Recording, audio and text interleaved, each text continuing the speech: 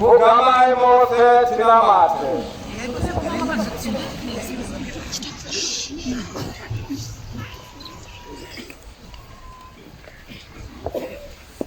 Dishe baba uri kulenga. Isuwa na masirako. Nokeura n'umuriro wose. Iwe muzali wetu. Kutugamire netisi. Uyo mukiro wetu. Ukukurumiza n'urutendo. Kinokubaliza kukurumbere kwako. Nokuyegeteza nizira kutikira kwa Yesu Kristo no kufa kwake.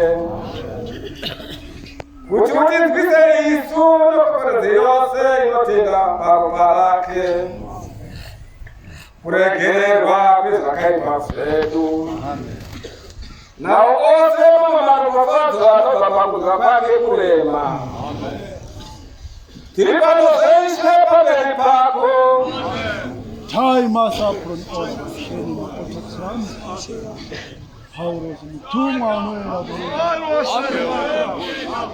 Inopia kwa ulimwe yenu.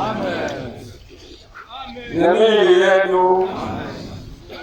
Kutia nina mabaraka fanyia tene.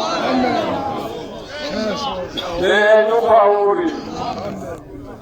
Kinokiyegeteza kuti isutose. Tachikoerwa ichichitenderano chifere. Tizatwe netitizako. Norukufazo wako nokulenga. Kana tisina kufanira nenzira ezakaitwa zetu zishingi. Kuti chipire kaurira mambari wechete.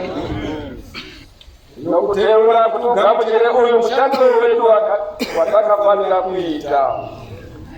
Ureke kwera kunaka kwedu. Chete tiregerere zitazo zedu. Nenzira Yesu Kristu ishe wedu. Kutukuweko naye pamenu ya mutene wose. Mukumbira nopenyu pawe baba mwasimba wose. Tamarare kusigapeni. Amen. Rubange unatufaro mare wakapuliza. Unapokose kuzira chengete moyo nindanganyiro zenyu. Zigare zishimuzira no kumuda mari no manakomana no mwera wake. No manakomana wake Yesu Kristo ishe wetu.